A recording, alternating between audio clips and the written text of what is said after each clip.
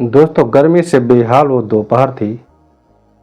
पसीने से तरबतर फटी पुरानी धोती और जूते से झांकते पांव बूढ़ा किसान हरिराम अपनी बीमार और भूखी बीवी के लिए 2 वक्त का खाना जुटाने निकला था। दोस्तों घर में अनाज का एक भी दाना नहीं था। हरिराम की आंखों में बस एक ही ख्याल, कम से कम 2 रोटी तो ले ही आऊं, नहीं तो आज तो भूखी ही सो जाएगी पत्नी। दोस्तों वो शहर के एक बड़े होटल के बाहर पहुंचा। महंगा सा होटल था, रॉयल स्वाद महल नाम था उसका। हरिराम ने कांपते हाथों से होटल के गेट पर खड़े मैनेजर से कहा, भाई कुछ बचा खुचा खाना है तो दे दो, घर में माई भूखी हुई है।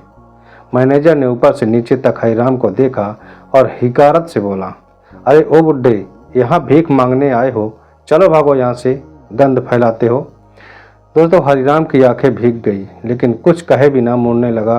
तभी होटल के अंदर से एक आवाज़ आई, रुको। वो आवाज़ थी होटल के मालिक अर्जुन की, जो उस वक्त रिसेप्शन पर खड़ा था। दोस्तों अर्जुन की नज़र जैसे हरिराम के चेहरे पर पड़ी, उसके पांव से जमीन खिसक जाती है। दोस्तों कुछ देर तक तो वो बस देखता ही रह गया, फिर धीरे धीरे वो आगे बढ़ा और हरिराम के सामने खड़ा हो गया। दोस्तों इस चैनल पर आने के लिए आपको प्रेम पूर्वक नमस्कार। दोस्तों आज की ये कहानी आपको अंदर तक झकझोर कर रख देने वाली है। दोस्तों आगे बढ़ने से पहले आपसे एक ही गुजारिश है कि वीडियो को लाइक और हमारे चैनल को सब्सक्राइब जरूर कर लीजिए। दोस्तों वीडियो में अंत तक जरूर बने रहें, क्योंकि आधा अधूरा ज्ञान विष के समान होता है। दोस्तों अर्जुन की आवाज़ कांप रही थी। हरिराम ठिठक गया। उसने चौंक कर देखा, बेटा कौन हो तुम? मैं अर्जुन, आपका अर्जुन हूँ बाबा। मेले में खो गया था, मैं वापस नहीं आ पाया बाबा, पर आपकी याद कभी नहीं गई। हरिराम की आंखें फटी की फटी रह गई। उसे यकीन नहीं हो रहा था कि बेटों को गले लगाना चाहता था, पर हाथ पांव कांप रहे थे। दोस्तों अर्जुन दौड़कर आया और अपने बूढ़े बाप को गले से लगा लिया। होटल का स्टाफ हैरान और परेशान हो गया था।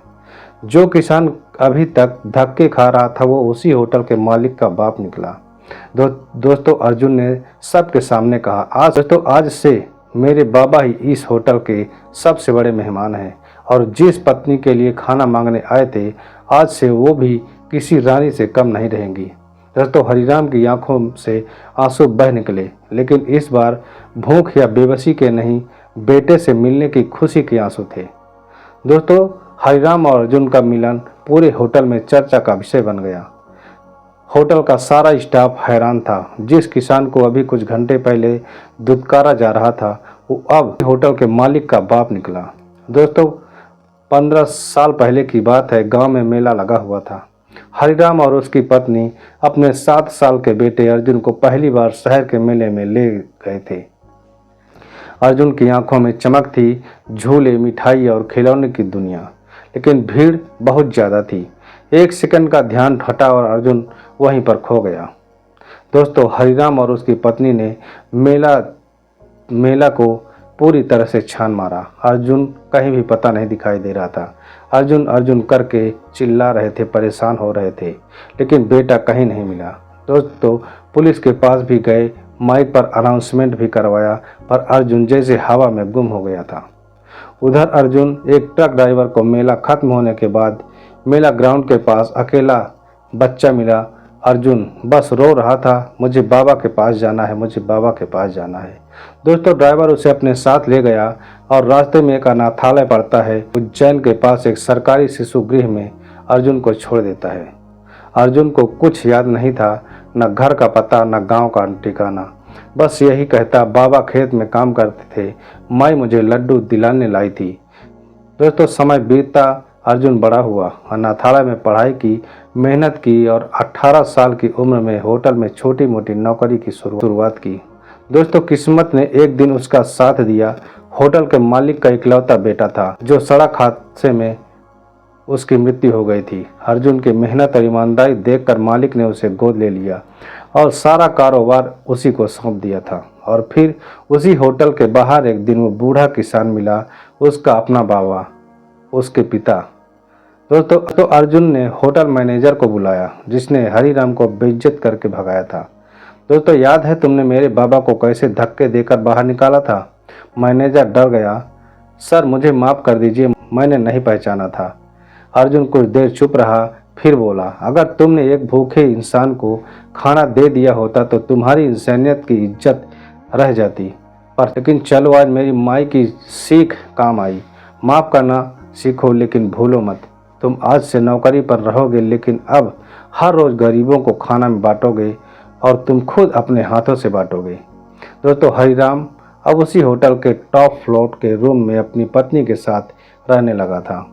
बेटे के साथ के हाथ का खाना खाता है और रोज़ देखता है वही मैनेजर जो उसे भगा रहा था अब हर दिन हर गरीब को आदर से खाना खिला रहा था। तो बेटा मिल गया, माई बाप की गोद भर आई।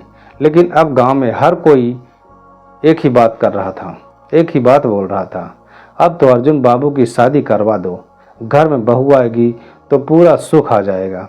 दोस्तों, हरिराम भी सोचने लगा, अब बेटा घर आया है तो क्यों ना उसके सिर पर सेहरा भी सजा दूं। तो अर्जुन ने तो बचपन अनाथालय में बिताया था, उसके पास प्यार तो था पर किसी का साथ कभी मिला ही नहीं। लेकिन किस्मत ने फिर एक खेल खेला। एक दिन होटल में एक लड़की इंटरव्यू देने आई थी। उसका नाम था गौरी। साफ सुथरी साड़ी, आंखों में सादगी और बोल चाल में नरमी। अर्जुन ने देखा तो पहली बार में उसके दिल में कुछ धड़कने लगा। दोस्तों, गौरी को रिसेप्शन पर काम मिल गया और धीरे धीरे दोनों की बातचीत शुरू होने लगी।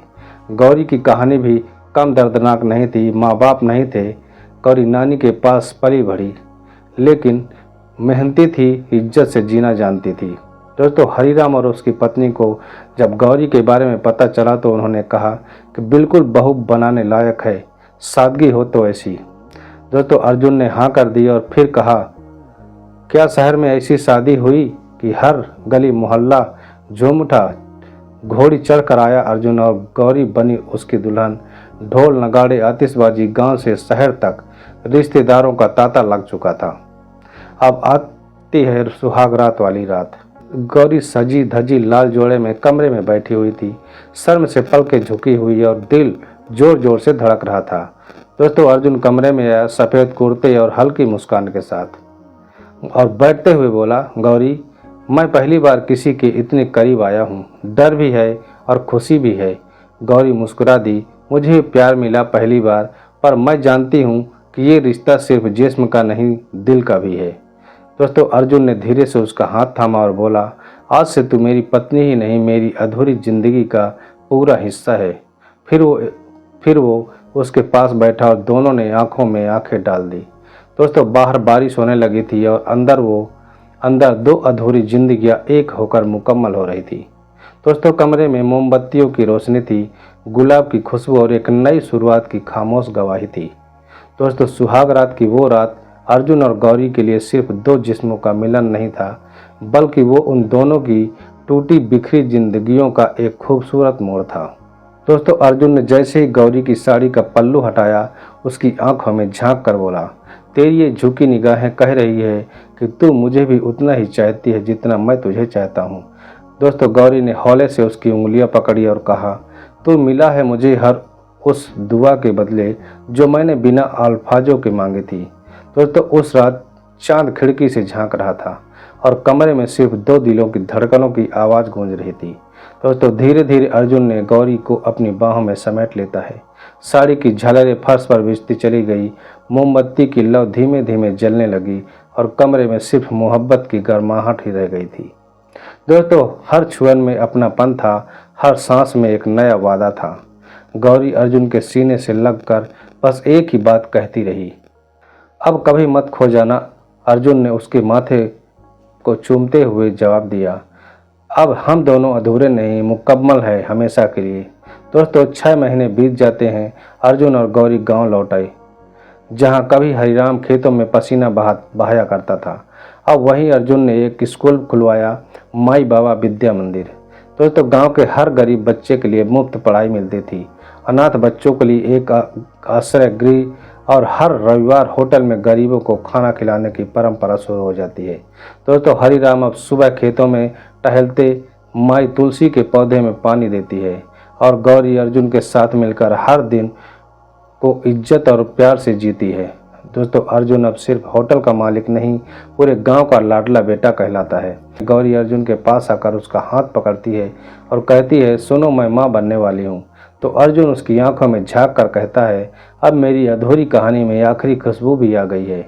चलो मुकद्दर से शिकायत खत्म, अब बस शुक्रिया बाकी है।